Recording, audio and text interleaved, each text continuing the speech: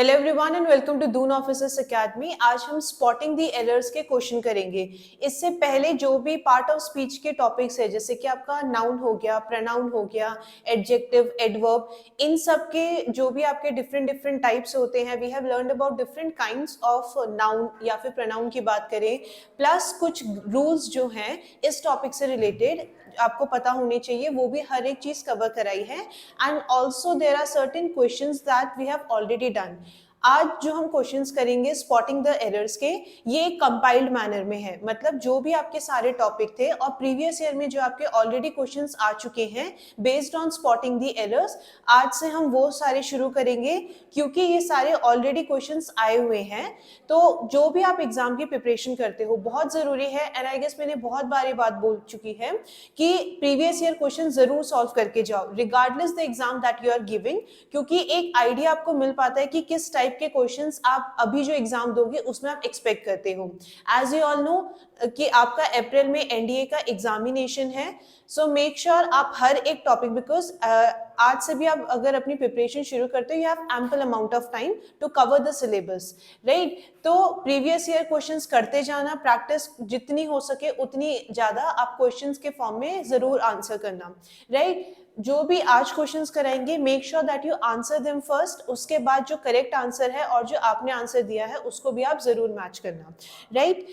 Before starting this session, अगर आप Doon officers academy की ऑफलाइन बैच से जुड़ना चाहते हैं, अगर आप ऐसे बच्चे हैं जो एनडीए या सीडीएस लेवल की प्रिपरेशन कर रहे हैं या फिर कोई भी डिफेंस एग्जामिनेशन है जैसे आरएएमसी हो गया, सैनिक स्कूल हो गया, तो आप दून ऑफिसर्स एकेडमी के ऑफलाइन बैच ज्वाइन कर सकते हो। और बैच ज्वाइन करने के लिए जो आपको नंबर दिए गए हैं स्क्रीन पर, उस पे आप कांटेक्ट कर सकते हैं। You can enroll yourself. यहाँ पे आपको हर एक सब्जेक्ट के पूरी तरीके से इंफॉर्मेशन एज वेल एज किस तरीके से आपको प्रिपेयर करना है for the examination, depending upon कितना टाइम है, ये हर एक चीज बहुत ही डिटेल में कवर की जाएगी, राइट। मेनली भी focus upon one two one interaction, ताकि बच्चे के वीक पॉइंट क्या है, क्या स्ट्रेंथ है, उसके अकॉर्डिंग हम बच्चों को प्रिपेयर कराएं। तो आज का सेशन शुरू करते हैं।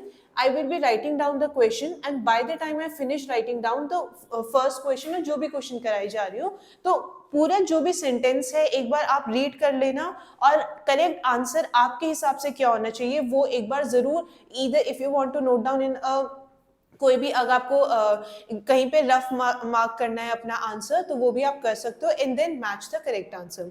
सो let us look at the question number 1. So the first question is, one of the most widespread bad habit is the use of tobacco. One of the most, this is your A part.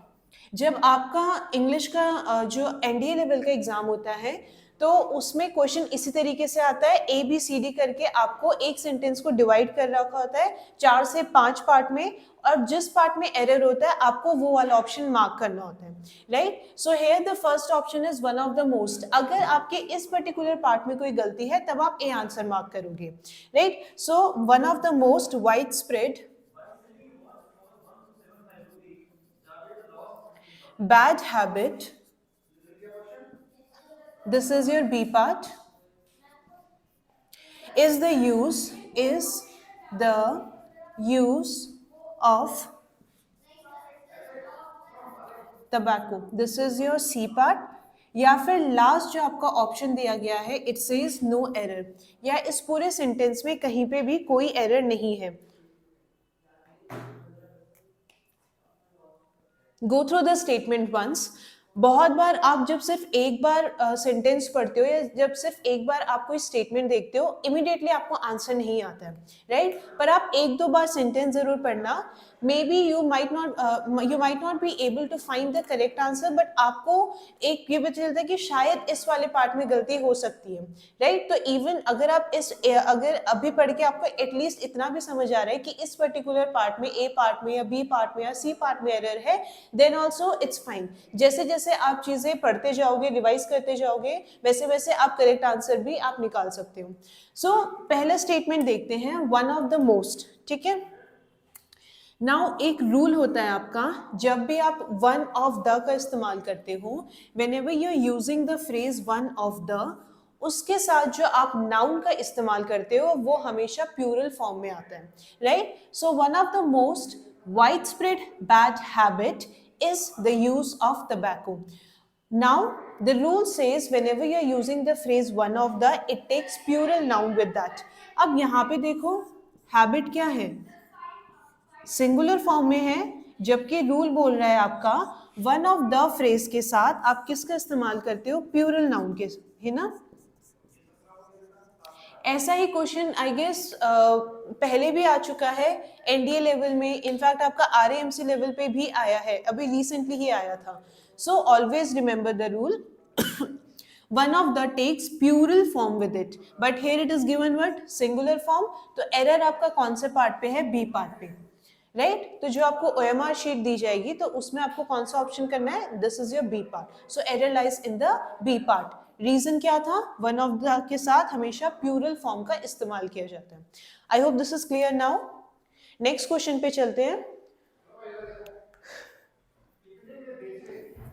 So the second question is, I hope जब ये statement मैंने लिखना पूरा कर दिया होगा, एक बार आपने जो भी आपका करेक्ट आंसर है उससे मैच जरूर किया होगा, right? So next question is, recently I visited Kashmir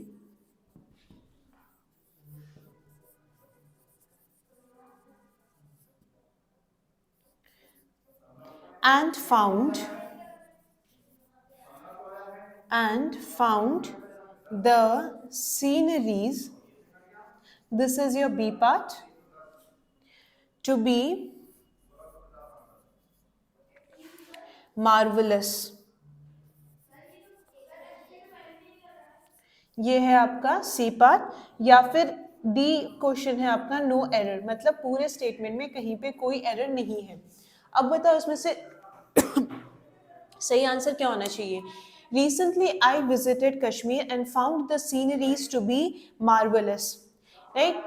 जो आपके पिछली वीडियो है या जो आपकी पुरानी वीडियो है जिसमें क्या है, आपके नाउन के रूल एक्सप्लेन किए गए हैं, उसमें एक रूल आता है, कुछ ऐसे वर्ड हैं जिसका आप प्लूरल नहीं बनाते हो, राइट? कुछ आपके ऐसे नाउन हैं जिनका आप एस लगा के प्लूरल नहीं बनाते हो, जिसमें से एक नाउन कौन सा है, सीनरी. ठीक है, it is always scenery, it is never sceneries, right? और इस टाइप के जो क्वेश्चंस हैं ऐसे बहुत देखने को आएंगे. अगर आप एनडीए लेवल की बात करो या इनफैक्ट सीडीएस लेवल की भी बात करो, सीडीएस में हमेशा स्पॉट द एरर क्वेश्चन आता है और एनडीए में भी आता है. तो it is always scenery, it is never sceneries. या फिर फर्नीचर होता है, फर्नीचर्स नहीं होता है, राइट? और ये पर्टिकुलर रूल जो है, जो आपके एनडीए लेवल की जो आपके नाउन रूल, जिसमें नाउन रूल एक्सप्लेन किया गया है, उसमें ये रूल ऑलरेडी एक्सप्लेन कर चुकी हूँ. So according to that rule error आपका किस में आना चाहिए, बी पार्ट में, क्योंकि यहाँ पे सीनरीज दिया गया है, राइट? और होता क्या है, इट इज ऑलवेज सीनरी. ठीक है, कुछ ये जो टर्म्स हैं, जैसे कुछ नाउन जो होते हैं वो हमेशा प्लूरल फॉर्म में एग्जिस्ट करते हैं, तो वो वाले जो भी नाउन है एक बार जरूर देख लो, राइट? और कुछ ऐसे होते हैं जिनका आप प्लूरल नहीं बना सकते, जो हमेशा सिंगुलर फॉर्म में ही होते हैं, राइट? वो भी देख लो. कुछ ऐसे होते हैं जो दिखने में तो आपके क्या होते हैं, सिंगुलर है लेकिन होते वो प्लूरल है, जैसे कि कैटल हो गया, राइट? तो ऐसे कुछ कुछ जो नाउन है ये एक बार देख के जरूर जाना, right? So error lies in the B part, it should be scenery and not sceneries. Clear? I hope आपने ये आंसर खुद किया होगा एक बार. नेक्स्ट क्वेश्चन पे आ जाते हैं.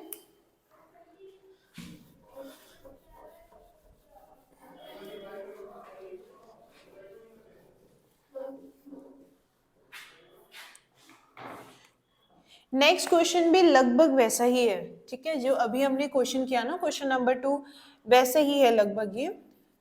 All the furnitures have been,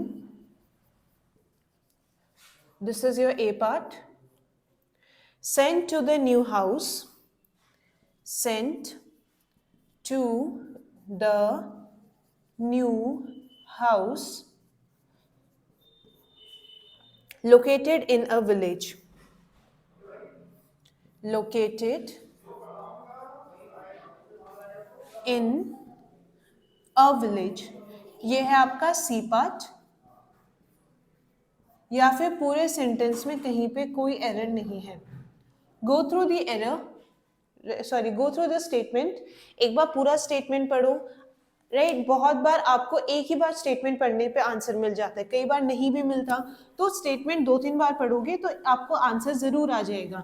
given you have learn the rules of the part of speech, ठीक है, पार्ट ऑफ स्पीच के जो भी रूल्स हैं, सी आपको शायद ये लग रहा होगा कि बहुत सारे रूल्स हैं, पर एक बार जब आप उनको अप्लाई करना सीख जाओ तब आपको वो चीज़ ऑटोमेटिकली याद हो जाती है, और वो कैसे आएगी, आपको सिर्फ और सिर्फ प्रैक्टिस के थ्रू ही आएगी। All the furnitures have been sent to the new house located in a village. कहाँ पे एरर है इसमें? अगेन अभी मैंने बोला था कुछ जो होते हैं आपके नाउन, उसमें आप एस लगा के उनको प्लूरल नहीं बना सकते हो, जिसमें से एक और कौन सा नाउन है, furniture. It is always furniture, ठीक है, फर्नीचर्स नहीं होता है, फर्नीचर बोला जाता है, आप एस लगा के उसको प्लूरल नहीं बनाते हो। So for this question the error lies in the A part, ठीक है, एरर कहाँ पे है आपका, ए वाले पार्ट पे। Alright, next question is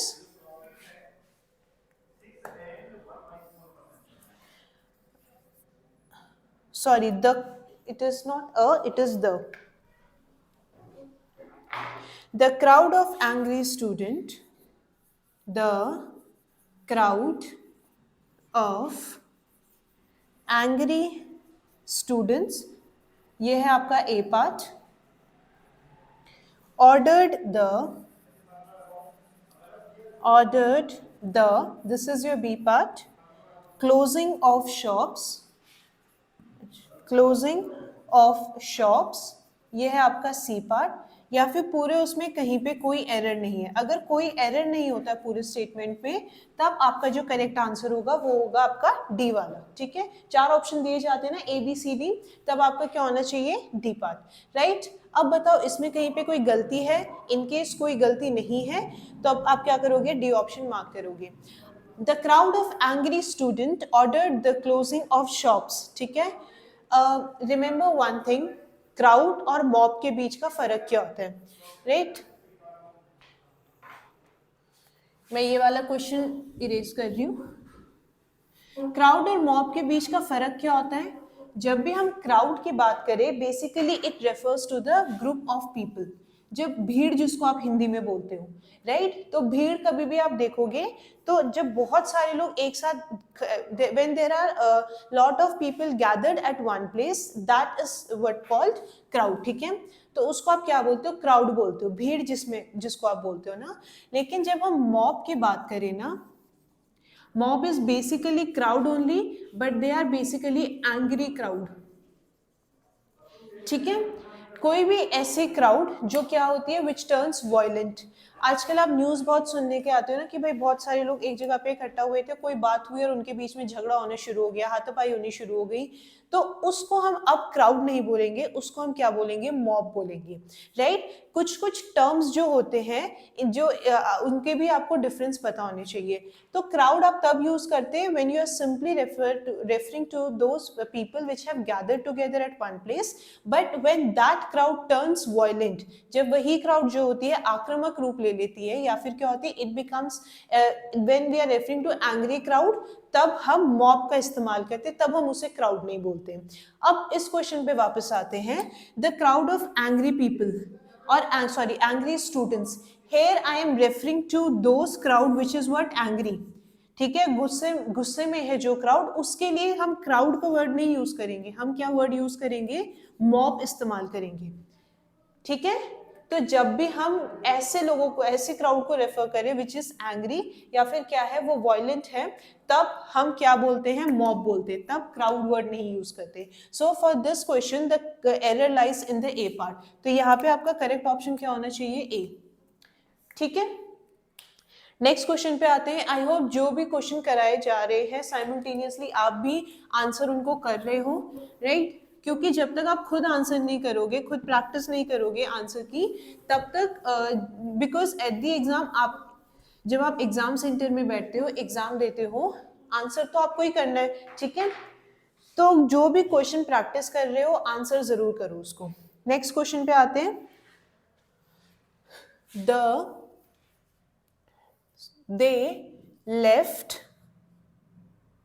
this is your A part, their luggage, their luggages, they left their luggage, B part, at the railway station. ये है आपका सी पार्ट। या फिर आपके पूरे सेंटेंस में कहीं पे कोई गलती नहीं है,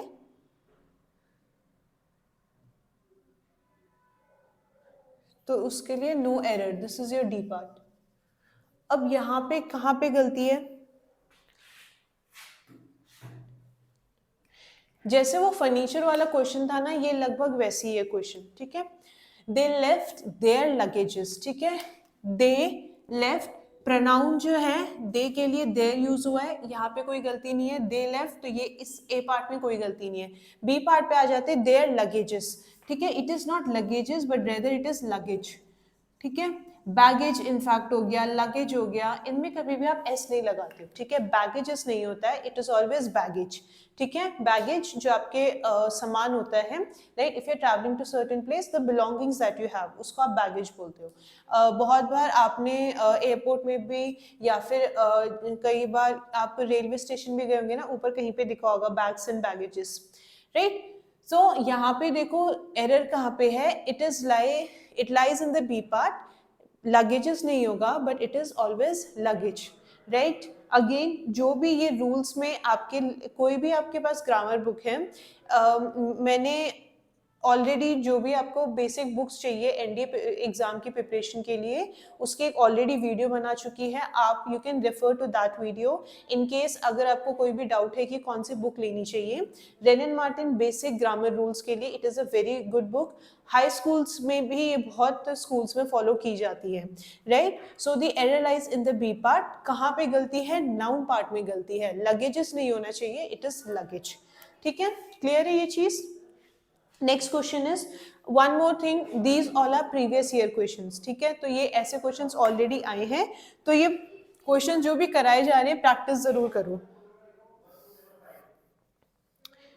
next is the Indian force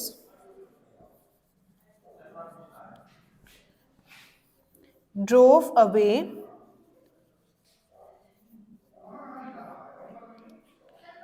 the Chinese,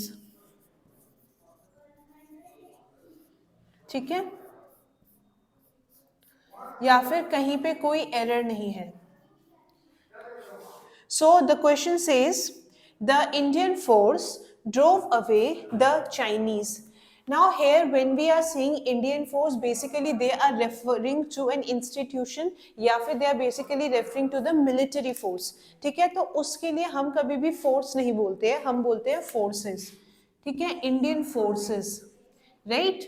So it should be the Indian forces drove away the Chinese, right. Indian force का बेसिकली क्या मतलब होता है, इंडियन फोर्स का यहाँ पे मतलब क्या है कि फोर्स बेसिकली क्या होता है साइंस के टर्म्स में, पुश या पुल, राइट। किसी चीज पे आप क्या कर रहे हो, जब आप when you are pushing something you are applying force, तो यहाँ पे ये वाला मतलब इम्प्लाई हो रहा है। But when I say Indian forces it means the organisation, ठीक है, मिलिट्री ऑर्गेनाइजेशन की बात कर रहे हैं हम। So the correct the spot the error lies in the A part, ठीक है। फोर्स नहीं होगा यहाँ पे, करेक्ट वर्ड क्या यूज होना चाहिए था, फोर्सेस होना था, ठीक है। Next question is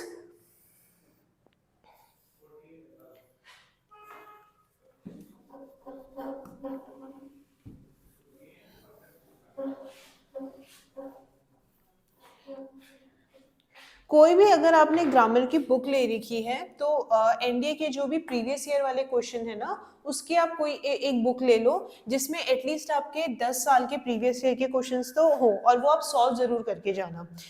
so let's move to the next question. My brother in laws, ये है आपका A part, who live in Mumbai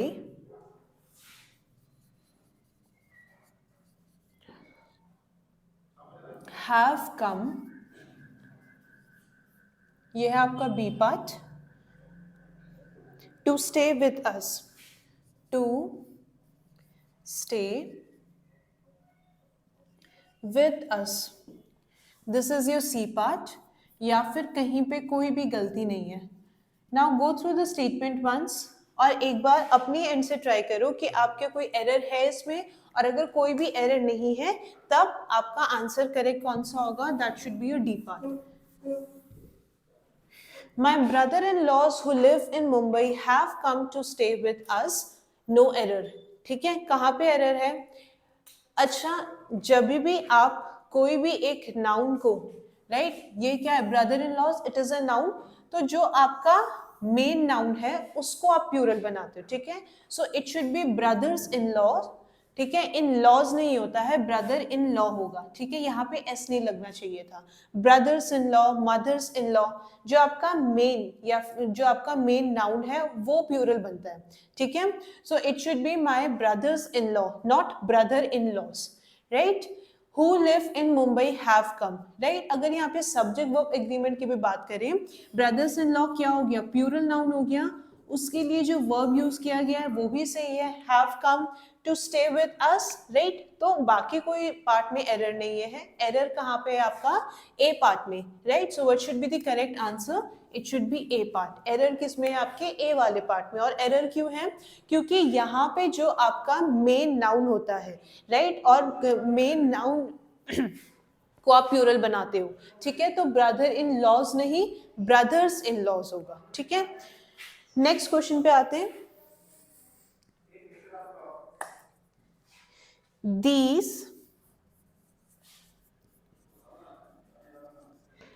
kinds of shirts, ये है आपका A part, are rather expensive, are rather expensive, this is your B part, for him to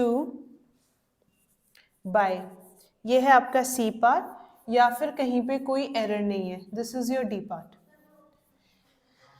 right. These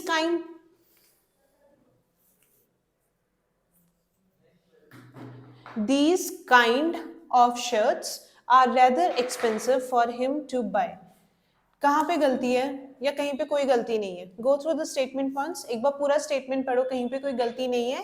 in case कोई गलती नहीं है तब आपका एरर कहाँ पे आएगा, डी वाले पार्ट में, right. These kinds of shirts are rather expensive for him to buy, कहाँ पे गलती है? गलती आपके ए पार्ट में है, क्यों है? Here they are referring to these kind of shirts. So basically they are referring to number of something. And whenever we are referring to anything जिसमें number of का मतलब निकल के आ रहा है, तब आप kind word use नहीं करते हो, उसके लिए आप word use करते हो kinds of shirts. ठीक है, यहाँ पे काइंड का मतलब क्या हो गया, इफ समबडी इज काइंड का मतलब क्या है, दयालु, बट यहाँ पे ये नहीं बोला जा रहा है। तो जब भी आप when we are referring to, जैसे क्या बोलते हैं, these are the different kinds of species, we always say kinds of species, kind of species नहीं बोलते हो।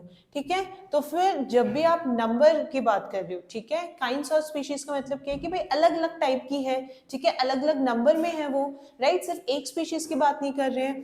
तब हम जो वर्ड यूज करेंगे, we will use kinds, KINDS, alright. So error lies in the A part, यहाँ पे kind नहीं होना चाहिए था, it should be kinds, alright. So error है आपका ए वाले पार्ट में। ठीक है, तो आज हमने कुछ क्वेश्चंस किए, और जो भी आपके प्रीवियस ईयर के क्वेश्चन है, जो भी लगभग आपके 2012-13 से जो भी आपके क्वेश्चंस हैं वो आज से हम सॉल्व करेंगे, right. We will try to solve a number of questions almost every day, so that अगर आप कोई एक पर्टिकुलर टॉपिक कवर कर रहे हो तो उस आप कवर कर चुके हो टॉपिक, तो उससे रिलेटेड आपके क्वेश्चंस जो हैं वो आप सॉल्व कर पाओ। रिगार्डलेस कि जो भी क्वेश्चंस कराए जा रहे हैं, बहुत ज़रूरी है कि आप एक बार खुद वो क्वेश्चन सॉल्व करो, क्योंकि तब तक आपकी प्रैक्टिस या तब तक आपकी एक्यूरेसी डेवलप नहीं होगी अगर आपने क्वेश्चंस खुद सॉल्व नहीं किए। बहुत बार आप कोई चीज़ पढ़ते हो तो आपको ये लगता है कि हाँ, मुझे ये चीज़ आ गई है, राइट? लेकिन आप जब तक उसको रिवाइज नहीं करोगे या जब तक आप उससे रिलेटेड क्वेश्चंस नहीं करोगे, तब तक आपको वो पर्टिकुलर जो टॉपिक पढ़ाई है, जो पर्टिकुलर टॉपिक पढ़ा है आपने, उसके कॉन्सेप्ट अप्लाई कैसे करने ये नहीं आता, right? So try to solve maximum questions that you can. ठीक है, जब तक आपका एग्जाम है उसके कम से कम 10 दिन पहले पहले तक ये हो जाना चाहिए कि आप कम से कम 2 बार रिवाइज कर चुके हो सारे टॉपिक्स और आप मैक्सिमम क्वेश्चंस भी सॉल्व कर रहे हो। ठीक है, क्योंकि लास्ट के जो आपके 1 वीक या 10 दिन बचते हैं उसमें आप ये नहीं कर सकते कि मैं आज कोई नया टॉपिक करूंगा, राइट? जितना सिलेबस हो चुका है उतना रिवाइज करना, राइट? एग्जाम के 1 हफ्ते पहले सिर्फ और सिर्फ try to focus upon revision, और जो आप क्वेश्चंस ऑलरेडी कर चुके हो एक बार वो जरूर देख लेना। So this was all for today. और ऐसे ही कुछ और भी क्वेश्चंस हम सॉल्व करेंगे नेक्स्ट वीडियो में। जो भी आपकी एनडीए के प्रीवियस ईयर वाले क्वेश्चंस है इंग्लिश में, वो पूरे हम ट्राई करेंगे मैक्सिमम क्वेश्चन सॉल्व कर पाए। So this was all for today. Thank you everyone and have a good day to you all.